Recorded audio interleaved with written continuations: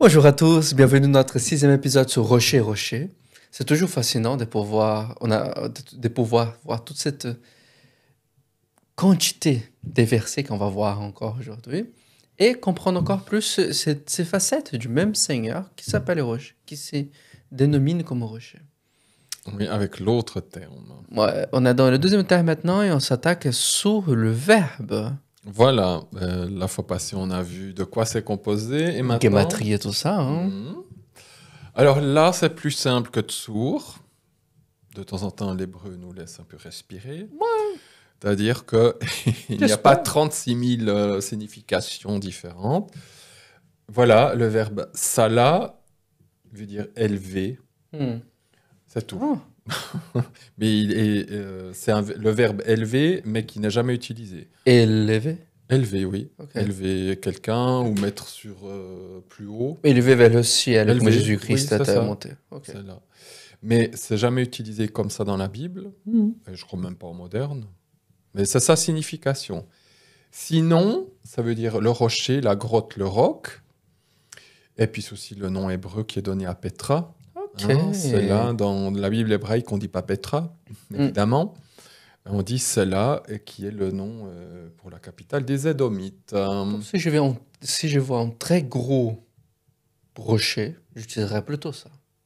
Oui, exactement, mon cher. Tu as une bonne intuition. J'ai juste vérifié en hébreu moderne la différence entre Tsour et Sela. Et Sela, on parle du matériau qui compose la croûte terrestre. Ok. Donc, on voit plus, justement, toute cette immensité de masse rocheuse. Alors que Tsour, c'est plus les sédiments ou des parties de la Sela.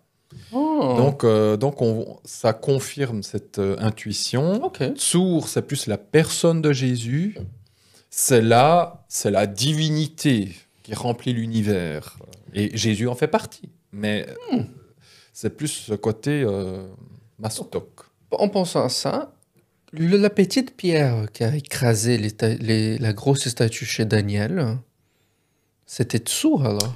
Il me semble que c'est Even. C'est le mot pierre. Qui est encore... Alors, pierre, c'est plus petit. C'est vraiment pour montrer le... Voilà. C'est profond comme on a dit bien. Le mot pierre, il est rattaché à Tsour et à Sela aussi. Donc, fascinant. Voilà. Fascinant. Mais le mot Even, pierre, il est plus focalisé pour père et fils. Ça montre l'unité du père et fils. Voilà. On retourne à cette beauté alors? Donc voilà, il n'y a pas 36 000 ans à tergiverser sous cela. C'est une chose bien solide. Ça aussi, je me dis des fois, les significations de termes, quand il y a 3 pages de dictionnaire, t'es là. Là, c'est boum. Ça veut dire, voilà, le roc, le rocher, la masse rocheuse, c'est tout. On ne va pas s'étendre sur et ça peut dire ça, et ça, et ça. Donc, ça j'ai aussi envie de dire, ça définit un peu le truc mastoc, Dieu, c'est Dieu. Voilà. Il n'y a rien d'autre. Va pas. Il n'y a pas. C'est vraiment la masse comprimée. Et puis. On ne peut pas bouger, c'est immense. Qu'est-ce qu'on fait avec? Désolé. J'imagine c'est tellement gros, on ne peut pas bouger, on ne peut pas retirer. Ah non, oui, c'est ça. C'est vraiment l'énorme masse rocheuse. Alors, ce qui devient intéressant, ce sont les textes. Ah oui, le verset. Et cette fois-ci, nous avons la preuve. Oh. Nous avions vu que la première fois où il y a le terme Tsour, mon ami David, c'est quand? C'était en Exode, et c'était quand Jésus-Christ, en tout cas la roche, défendait Moïse parce que tout le monde disait j'ai soif et je veux tuer toi, Moïse. Oui. C'était ça. Hein? Mais ensuite, c'est qu'il doit frapper le rocher. Oui. Donc, et que c'est l'image de Jésus frappé pour nos fautes. C'est ça. Et qu'il a donné de l'eau et qui maintenant, cette eau déjà est de vie, on va pouvoir vivre. Et voilà, l'eau, c'est le Saint-Esprit. L'image, le Saint-Esprit. Voilà. Et nous avons, la première fois, on voit cela, en nombre 20. Oh. Et nombre 20, c'est la fin de l'Exode. C'est la fin de cet Exode où les Israélites vont entrer dans le pays promis. Ils sont juste là de l'autre côté de la rivière. On est à 40. On a fait 40 ans dans le désert. La génération d'avant est morte. Génération, voilà. Et on va entrer à Josué qui va entrer dans la terre promise. C'est ça. OK. Et rebelote, le peuple demande de l'eau à boire. Ah. Exactement. En plus, ce qui est terrible, c'est que je vais prendre mes autres feuilles où j'ai tous ces détails-là. Parce que je l'ai noté, fin des 40 ans. C'est la même chose que nous trouvons en Exode 15. Et puis aussi, je crois, au chapitre 13. Ou, pardon. Non, ça peut pas possible. Je sais que je l'ai noté, mais je ne trouve plus. Mais ça fait rien. Ah, t'as pas mal de notes. Oui, c'est vrai que c'est le fouillis ici. Des fois, je note des choses, je me dis, ça va Je tout. parle du mais moment ça fait où- rien. Si. C'est Vas-y. ça. Je crois en toi. Exode 15, où... oui, c'est juste. Exode 15, où le peuple, pour la première fois, demande à boire, parce que... Et ils sont devant les eaux de Mara, qui veut dire amer. Qui sont des eaux empoisonnées. Et puis là, Moïse va jeter un bois dans l'eau, il va devenir pur. Et 40 ans plus tard, rebelote. Donc il se passe la même chose, et c'est à peu près au même endroit, il se passe la même histoire, 40 ans plus tard.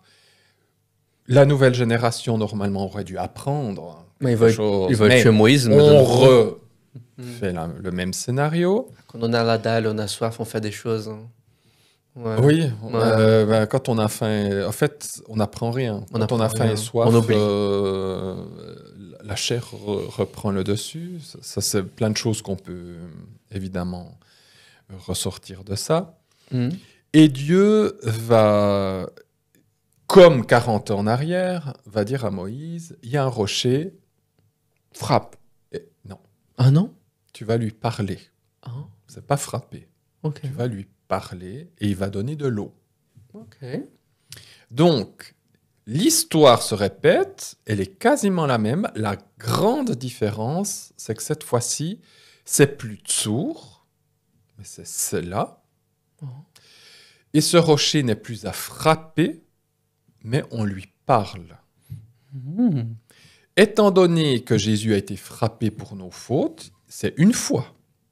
C'est ce que dit Hébreu. Il est frappé une seule fois pour nos fautes. On meurt une seule fois aussi. On meurt une seule fois aussi.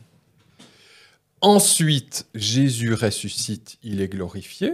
Il est à la droite du Père. On n'a plus besoin de le frapper pour qu'il nous donne son eau. Il a été frappé, ça suffit. Maintenant, qu'est-ce qu'on fait quand on vient devant Jésus? On lui parle. On prie. On prie. On s'adresse à lui. Et il me donne son eau.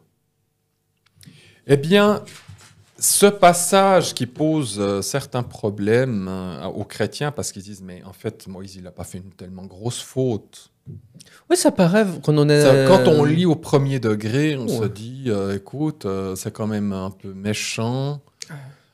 Il a juste frappé le rocher et puis il ne peut pas voir le pays promis à cause de cela. Quand je suis petit, j'ai pensé qu'il a quand même passé 40 ans, quand même, faire tout ça. Il a fait tellement bien de choses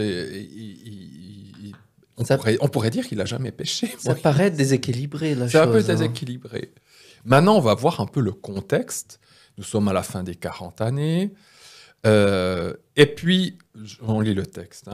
Alors Dieu va dire, prends la verge, réunis l'assemblée, toi et Aaron, ton frère, et vous parlerez devant leurs yeux au rocher. Pas frapper. Au rocher, c'est là. C'est plus de sourd. Maintenant, le rocher devient c'est là. Il donnera ses eaux, et tu leur feras sortir de l'eau du rocher, du Séla, et tu donneras à boire à l'assemblée et à leurs bêtes. Et Moïse et Aaron réunirent la congrégation devant le rocher, et il leur dit, écoutez, rebelles, vous ferons-nous sortir de l'eau de ce rocher? Et Moïse leva sa main et frappa le rocher de sa verge 2 fois. Et il en sortit des eaux en abondance, et l'assemblée but, et leurs bêtes. Alors, Dieu accomplit quand même ce qu'il a dit. Mais tout ce passage est lourd de sens. On ne va pas pouvoir aller dans tous les détails. Mais une chose où on doit insister maintenant, c'est que c'est plus le rocher Tsour, le juste souffrant, qui est frappé aussi à la tête. Ouais. Tsour, la roche, la tête. Hein. Le juste souffrant frappé à la tête, ça on n'avait pas dit, ça nous vient maintenant, Saint-Esprit. Okay. Hein, le juste souffrant frappé à la tête. Maintenant, on parle de la colonne qui nous enseigne la sagesse. Frapper ça, c'est quand même pas sage. Non, parce que la colonne n'a plus à être frappée. Celui qui nous enseigne la sagesse, c'est Jésus glorifié. C'est comme si on pouvait taper Jésus dans la première fois, et maintenant on essaie de taper Dieu directement. Ben, la première fois, il est frappé pour nos fautes, Ouais. et ça suffit. Maintenant, on n'a plus à le frapper parce qu'il l'a payé. On a à lui parler. Est-ce que Moïse avait une idée de ça? Je pense pour moi, pas, hein. je pense que oui, Ok. mais sa chair a pris le dessus. Ah. Parce que quand la chair prend le dessus, on oublie les choses de l'esprit. Là, le texte dit « Prends la verge et réunis l'assemblée, toi et Aaron ». Ici, le terme en hébreu « assemblée », c'est l'assemblée des témoins. Ok. Dans la Bible, il y a aussi une différence entre l'assemblée et l'assemblée. L'assemblée Kaal et l'assemblée Eda. Je crois qu'on en avait une fois parlé dans un des épisodes. Il ne dit pas « tu réunis l'assemblée ». Moi, je crois que j'ai même traduit ici par « église ». Voilà, j'ai fait exprès. Il a assemblé des témoins. J'ai fait l'assemblée de témoins et l'église. J'ai fait exprès parce que c'est le terme utilisé qu'on peut traduire comme ça. Parce que les gens vont dire « Ah, il y avait déjà l'église. » Oui, il y avait déjà l'église. Keila, ça fait ecclésias. Keila, c'est l'assemblée qui donne en grec ecclésia, Voilà. église. Et il y a une différence entre l'assemblée de témoins et l'église. Ouais. L'église, c'est l'assemblée de tous ceux qui sont là, l'assemblée visible. Ok. Donc il y a tous ces Israélites. Toutes Ça, les c'est styles. l'église. C'est l'église d'Israël. Maintenant, est-ce que ça veut dire que tous les Israélites ont la foi, croient en Dieu, sont fidèles, sont... Non. C'est la même chose dans l'église actuelle, dans les chrétiens. Il y a l'église visible, où on va à l'église, on chante, on prie, etc. Est-ce que ça veut dire que tous les chrétiens sont sauvés? Je suis désolé de le dire, non. Non. Dieu a dit que la porte est petite. La porte est petite, mais on peut très bien ne pas être sauvé et être dans l'église. Il n'y a pas de souci. Ah, c'est une crainte, ça, mon Seigneur. Mais la communauté Eda, qui fait partie de l'église visible, c'est l'église que les pères de l'église vont appeler l'église invisible. C'est-à-dire, c'est la partie de l'église sauvée, mais que Dieu seul connaît. Et donc, ce que Dieu veut, c'est qu'il rassemble que les témoins, ceux qui sont dans la foi. Et Moïse va dire non, je vais réunir toute l'église. Donc, là, il pêche. Ok. Ça, c'est sa première faute. Tu penses qu'il a pris la tête au-dessus ou il avait ras-le-bol? Il avait le ras-le-bol. Il avait ras-le-bol. C'est le psaume 106 qui nous le dit. Aaron et Moïse ont parlé bêtement, sottement. Mais moi, je peux le comprendre. Ça fait 40 ans qu'il est dans le désert. 40 ans qu'il doit supporter cette église. Le mec était déjà vieux quand il est parlé à Pharaon. Il avait 80 ans, non? Bon, il était en forme. Il était en C'est forme. écrit que Moïse était en forme jusqu'à Ok. 120 ans.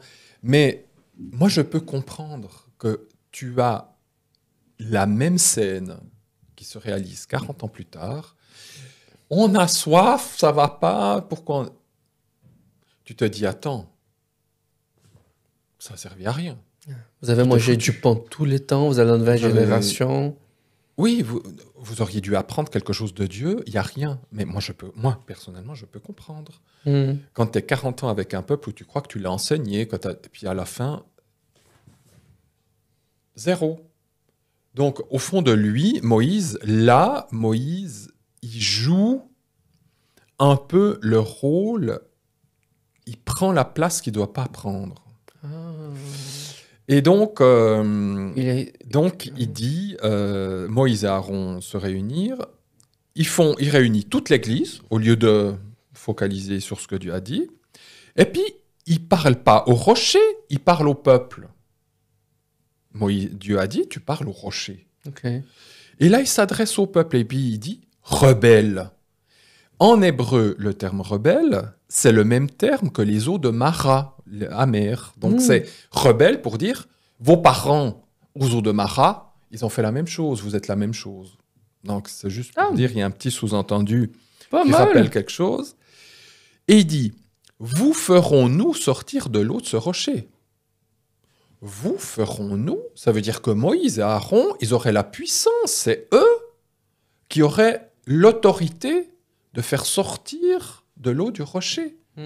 Donc, ils prennent une place qu'ils n'auraient pas dû prendre. Dieu a simplement dit à Moïse, tu parles au rocher, ça donne de l'eau. Et Moïse, quand il est devant la congrégation, il dit, est-ce que nous, on va faire sortir de l'eau du rocher? Donc, ça, Dieu ne lui a pas demandé ça. Non. Donc, il prend sur lui une autorité qu'il ne devait pas prendre. Et Moïse leva sa main et frappa le rocher de sa verge 2 fois. Ouais. Donc, c'est double, il le tape 2 fois. C'est-à-dire que le premier n'a pas marché ou il a tellement la haine qu'il a fait rapidement? Moi, je pense que c'est ça. 2 fois, c'est pour dire ça va. Voilà, j'ai pas creusé plus. Mais le 2 fois, c'est une insistance. La première fois, il a frappé une seule fois. Il a frappé une fois. Et là, c'est 2 fois. Donc, double faute. Pourtant, il en sort des eaux en abondance, voilà, etc. C'est juste cette parenthèse pour dire, le péché de Moïse est très grand ici. Okay. Parce qu'en réalité, il aurait dû montrer la gloire de Jésus ressuscité. C'est pas son problème si le peuple est rebelle, si le peuple n'a pas compris certaines choses. Quand j'ai un service ou un ministère dans le corps de Christ, moi, je fais ce que le Seigneur me demande de faire, c'est tout. C'est pas moi à juger le peuple, à juger les gens, ou à dire « Ah, mais j'ai cette position, ah, vous n'avez toujours pas compris ». Mais ça peut nous arriver à tous, parce qu'on est humain, et puis ça peut nous énerver, nous agacer. Juger ou punir. Et là, on était presque dans ce sens-là. Ouais. Et peut-être que le fait de taper aussi le rocher, c'est de dire « Seigneur, hein, c'est à cause de toi. Hein. » Bon, j'imagine. Ouais. Mais comme, on doit imaginer parce que la conséquence était forte. Donc, c'est-à-dire que ça devait être équilibré pour ce qu'il a fait comme péché. Aux yeux de Dieu, c'est très grave. Parce qu'il aurait dû glorifier le rocher. Le miracle aurait été magnifique aussi. Il aurait été parlé là, et la chose aurait explosé. Le miracle aurait été... c'est ce que Dieu voulait. Vous parlez au rocher. Donc, l'image qui est là derrière, maintenant le drache qu'on doit voir là derrière, c'est que actuellement, Jésus est auprès du Père, il est ressuscité, il est maintenant le Séla. Il est le Tsour devenu Séla. Il a toute autorité. Je n'ai plus à dire, Jésus, il faut que tu souffres pour moi, ou il faut que je souffre pour toi, pour que je reçoive quelque chose, etc. Seigneur, je m'adresse à toi. Le voile est déchiré. Pardon pour mes fautes, mais tu es mort pour mes fautes. Tu peux me purifier, tu peux me pardonner. Mais maintenant, je m'adresse à toi, rocher, solide, d'enseignement, de toute sagesse. Abreuve-moi de ton eau. J'ai pas besoin de taper, de frapper, d'hurler sur des gens ou de dire non. Maintenant, le Seigneur, il s'occupe de son assemblée. C'est lui qui est le chef de son assemblée. Et c'est lui qui connaît ceux qui sont sauvés et ceux qui ne sont pas sauvés. Mais ce n'est pas à moi d'établir maintenant la cartographie de qui est qui, de quoi est quoi, ou de donner comme je veux ou comme je peux. Je m'adresse maintenant au Séla. On s'adresse au Séla, on s'adresse au rocher. Jésus ressuscité. On pourrait faire quelque chose d'eschatologique avec ça? Auquel, dans une position quelconque, Jésus-Christ revient ou allait venir. Jésus vient en tant que Séla. Ouais. Pour moi, ça c'est clair. Il vient en tant que Dieu glorifié. Donc peut-être l'intimatie avec toutes les nations seront prêts à frapper le Seigneur quand il va venir. Il a vient la punition. On pourrait pas faire des choses eschatologiques avec ça, je pense. Ah, dans ce sens Non. non. Parce que là, c'est vraiment frappé pour nos fautes. Okay. Là, on veut faire la guerre à Jésus. Ouais. Mais il va pas être frappé. Ouais. Là, c'est pas... Il va tout défoncer. Donc... C'est lui qui va frapper. Ok. Là, il devient le rocher qui écrase tout. Ouais, Parce que là, c'est vraiment il descend comme météorite. la masse rocheuse. On a encore 2 versets, je pense. Hein? Oui, on en a plus. Que ça. Ah, on a? Oui, on en a plus. On Là, peut- c'est un verset. Ça, on fait le Ah verset. oui, c'est un verset. On peut faire encore 2 versets. Hein? On peut. Alors, attends, il faut juste que je regarde. Oh oui, on fait encore rapidement 2 versets. Ouais, et après, on fait la 3e partie. Voilà, alors il faut que je fasse ici, Chuck. Ah, ce sont 4 versets. Ouais. Ah oui, 4. Bon, ça rapidement. Ouais. Celui-là demeura en haut, les forteresses des rochers seront sa haute retraite, son pain lui sera donné, ses eaux seront assurées. Ésaïe 33,16. Dans le contexte, c'est Dieu annonce la destruction de la Syrie, Ah. de cet empire. Hein. Mhm. Mais maintenant, quand on lit entre les lignes, on parle aussi du retour de Yahvé, du retour de Jésus et la restauration d'Israël. Celui-là demeurera en haut, ça veut dire Israël. Hein. Il demeurera en haut, les forteresses des rochers seront sa haute retraite. Donc là, on voit que on est dans le rocher, le Dieu qui sauve, le Dieu parfait. Son pain lui sera donné, ses eaux seront assurées. Donc là, ça rejoint ce qu'on vient de voir en Nombre 8. C'est plus « je frappe le Seigneur pour qu'il me pardonne de mes fautes », etc. Non, le pain sera assuré, sera donné, les eaux seront assurées. Ça veut dire que la nourriture... Ouais.